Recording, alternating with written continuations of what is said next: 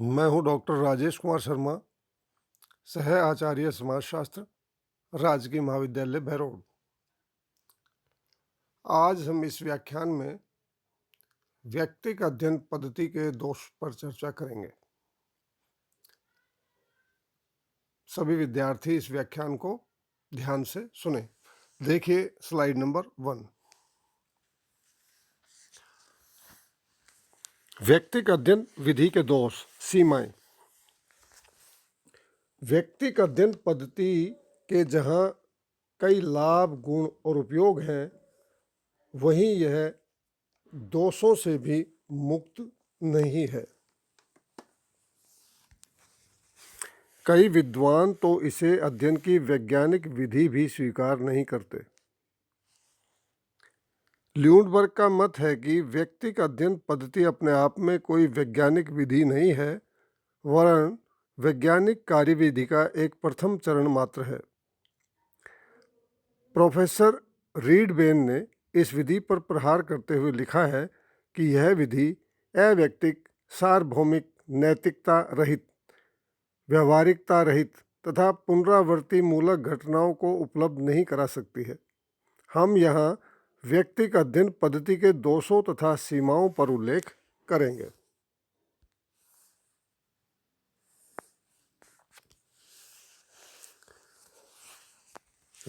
अवैज्ञानिक विधि, unscientific method. इस विधि में कुछ इकाइयों के अध्ययन के आधार पर ही निष्कर्ष निकाल लिए जाते हैं और उन्हें समग्र पर लागू किया जाता है। साथ ही इसमें सूचना संकलन की प्रक्रिया भी संगठित और नियमित नहीं होती। इसमें व्यक्ति के जीवन संबंधी सूचनाओं का सत्यापन और प्रमापीकरण भी संभव नहीं है, अतः इसे अवैज्ञानिक पद्धति कहा जाता है।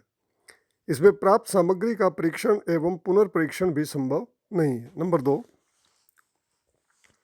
दोषपूर्ण सामान्यीकरण, रॉन्ग जनरलाइजेशंस। व्यक्तिगत अध्ययन पद्धति द्वारा कुछ इकाइयों के बारे में सामग्री तो काफ़ी प्राप्त कर ली जाती है, किंतु इन थोड़े से अध्ययनों के आधार पर प्राप्त सामान्यकरणों को समग्र पर लागू करना अनुसंधान के मौलिक सिद्धांत के विरुद्ध है। इसका एक कारण यह भी है कि थोड़ी सी इकाइयों को विशाल क्षेत्र के प्रतिनिधि के रूप में स्वीकार नहीं किया जा सकता। अतः व्यक्तिगत अध्ययन पद्धति द्वारा प्राप्त सामान्यकरण सीमित और अवैज्ञानिक कहे जा सकते हैं। नंबर 3, सीमित अध्ययन, लिमिटेड स्टडी। व्यक्तिगत अध्ययन में केवल कुछ इकाइयों का चयन करके अध्ययन किया जाता है, इसलिए इस विधि के द्वारा विस्तृत क्षेत्र का अध्ययन संभव नहीं है। जीवन इतिहास केवल सीमित इकाइयों का ही ज्ञात किया जा सकता है। समग्र की प्रत्येक इकाई का गहन अध्ययन करने में यह विधि सर्वथा अनुपयुक्त है। नंबर 4, अत्यधिक खर्चीली एवं समय लेने वाली विधि, most expensive and time consuming method. व्यक्तिगत अध्ययन प्रणाली अत्यधिक खर्चीली और समय लेने वाली पद्धति है, क्योंकि इसमें किसी भी इकाई का गहन अध्ययन करने के लिए उससे संबंधित जीवन इतिहास, आत्मकथा, डायरी, पत्र एवं साक्षात्कार आदि द्वारा सूचना एकत्रित करने में काफ़ी समय की आवश्यकता होती है। गुड एंड हैट का मत है कि मामले एकत्रित करने में समय लगता है तथा पूर्णता के साथ अध्ययन करने को तत्पर लोगों को ढूंढना भी कठिन होता है। बड़े क्षेत्र में इस विधि द्वारा अध्ययन करने में बहुत बड़ी धनराशि की भी आवश्यकता होती है।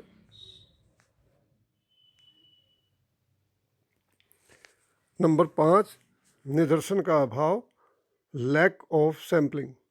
इस विधि में निदर्शन का प्रयोग नहीं किया जाता। संख्या कम होने से इकाइयों का उद्देश्यपूर्ण चयन किया जाता है। गुड एंड हैट लिखते हैं, अनुसंधानकर्ता को सामान्यतः यह विश्वास होता है कि इकाइयों का चयन प्रतिनिधित्वपूर्ण है। उसे यह भी विश्वास होता है कि निदर्शन पद्धति के अभाव में पक्षपात का प्रश्न ही नहीं उठता है। दोषपूर्ण रिकॉर्ड। नंबर 6, दोषपूर्ण रिकॉर्ड, डिफेक्टिव रिकॉर्ड्स। व्यक्तिक विषयों में प्राप्त सामग्री को विश्वसनीय नहीं कहा जा सकता, क्योंकि कई बार रिकॉर्ड अपूर्ण तथा त्रुटिपूर्ण होते हैं और यदि वे असावधानी पूर्वक लिखे गए हैं तब तो वे यथार्थ स्थिति के विपरीत जानकारी देते हैं। उदाहरणार्थ, पुलिस के रिकॉर्ड में एक व्यक्ति को अपराधी दर्ज किया गया है, किंतु वास्तविक जीवन में वह एक सच्चा व्यक्ति है। उपयुक्त गवाह के अभाव में तथा धन की कमी एवं रिश्वत न दे पाने के कारण यदि उसे जेल में रहना पड़ता है तो उसका यह तात्पर्य नहीं कि वह वास्तव में अपराधी। नंबर 7, दोषपूर्ण जीवन इतिहास, डिफेक्टिव लाइफ हिस्ट्रीज। चूंकि जीवन इतिहास स्वयं रचित होता है, अतः इसमें घटनाओं का उल्लेख अलंकारिक भाषा में किया जाता है। कई बार व्यक्ति काल्पनिक घटनाओं का भी उल्लेख कर देता है तथा सामाजिक मर्यादा के विपरीत पाए जाने वाले तथ्यों का उल्लेख नहीं करता है। ऐसी स्थिति में जीवन इतिहास यथार्थ सूचनाएं नहीं दे पाते। नंबर 8, अध्ययनकर्ता का अधिक आत्मविश्वास, ओवर कॉन्फिडेंस ऑफ रिसर्चर। व्यक्तिगत अध्ययनकर्ता को यह भ्रम हो जाता है कि उसे सभी बातों की पूर्ण जानकारियां हैं, इसलिए उसके द्वारा संकलित गलत तथ्य भी उसे सही प्रतीत होते हैं। ऐसी स्थिति में वह अनुसंधान द्वारा प्राप्त तथ्यों पर अत्यधिक विश्वास कर लेता है और उनकी पुनर्परीक्षा भी नहीं करता। इससे अनुसंधान में गलत सामग्रियों का समावेश हो जाता है। गुड एंड हैट लिखते हैं, अनुसंधानकर्ता में अपने निष्कर्ष के प्रति अधिक विश्वास पैदा हो जाता है, जिसके कारण वह अनुसंधान प्रारूप के आधारभूत सिद्धांतों की अवहेलना करने के लोभ से नहीं बच सकता है।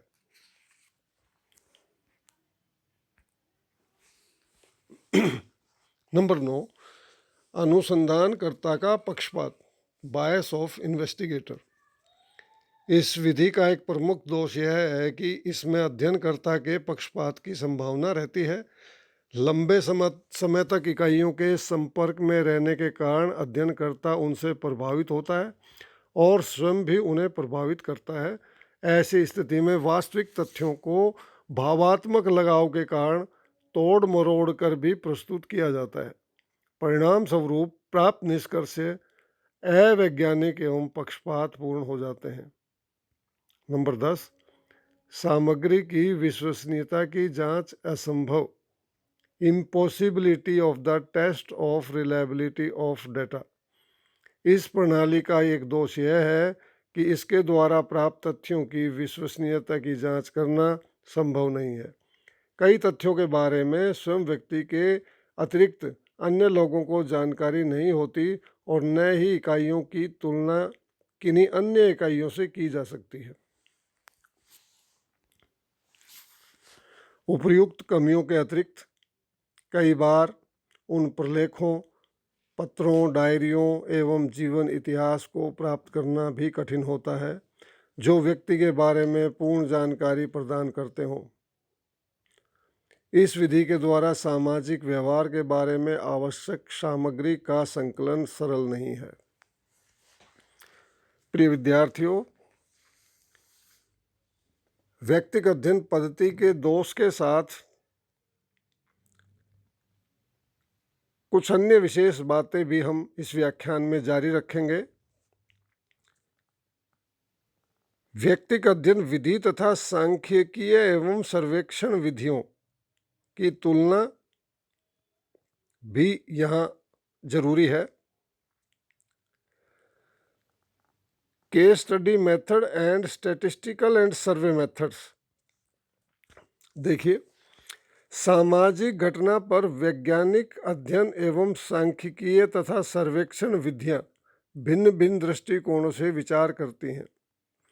व्यक्तिगत अध्ययन में सामाजिक घटनाओं के कारकों, उनके पास पारस्परिक संबंधों एवं क्रम को ज्ञात किया जाता है, जबकि सर्वेक्षण में सीमित कारकों के अध्ययन द्वारा घटनाओं की आवृत्ति, प्रवृत्ति एवं स्वरूप को ज्ञात किया जाता है।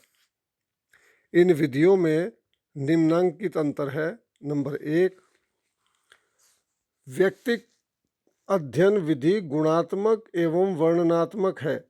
इसमें अनुसंधान के तथ्यों को संख्या में प्रकट नहीं किया जाता है, जबकि सर्वेक्षण एवं सांख्यिकी विधियां संख्यात्मक एवं विश्लेषणात्मक होती हैं, जिनके निष्कर्ष संख्या में प्रकट किए जा सकते हैं। नंबर 2, व्यक्तिक अध्ययन विधि एक इकाई का गहन और सूक्ष्म अध्ययन करती है, अतः यह सूक्ष्मदर्शी विधि है, जबकि सर्वेक्षण विधि एवं सांख्यिकी में समस्या से संबंधित विस्तृत क्षेत्र में तथ्यों का संकलन किया जाता है, अतः यह वृहद विधि मैक्रोस्कोपिक मेथड है। नंबर 3, सांख्यिकी एवं सर्वेक्षण विधि में अनेक इकाइयों में से निदर्शन द्वारा अध्ययन हेतु कुछ इकाइयों का चयन किया जाता है, जबकि व्यक्तिगत अध्ययन विधि में निदर्शन विधि का प्रयोग नहीं होता है। नंबर 4, व्यक्तिगत अध्ययन विधि में घटना और इकाइयों को भूतकाल और ऐतिहासिक परिप्रेक्ष्य में देखा जाता है, जबकि सर्वेक्षण एवं सांख्यिकी विधि में घटनाओं का वर्तमान संदर्भ में अध्ययन किया जाता है।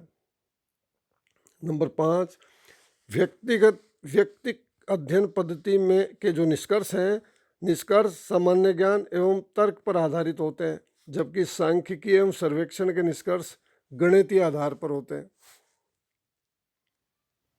नंबर 6, व्यक्तिक अध्ययन पद्धति में भावात्मक प्रभाव अधिक होता है, अतः उसमें निश्चितता कम पाई जाती है, जबकि सांख्यिकीय तथा सर्वेक्षण पद्धति संख्यात्मक होने के कारण अधिक निश्चित होती है और उनके निष्कर्ष सांख्यिकीय नियमों पर आधारित होते हैं।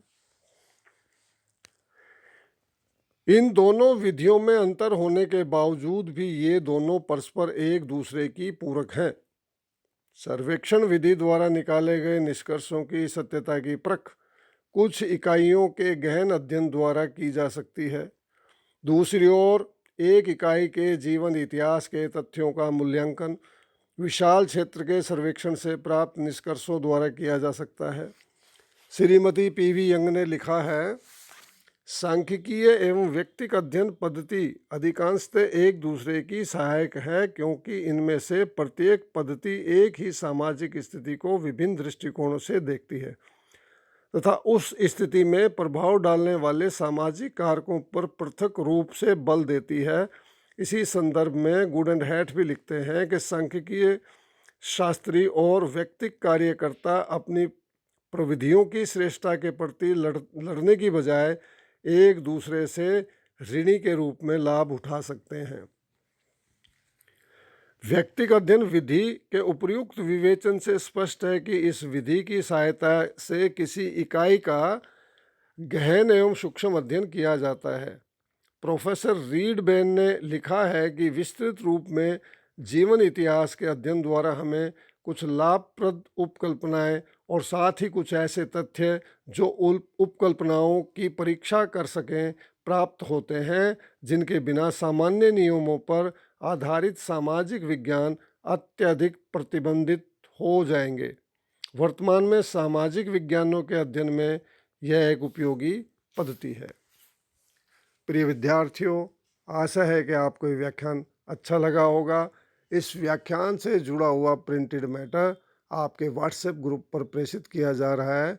इसका अध्ययन करें एवं इस ऑडियो वीडियो को भी ध्यान से सुनते रहें। और अब ये व्याख्यान यहीं पर समाप्त होता है। धन्यवाद।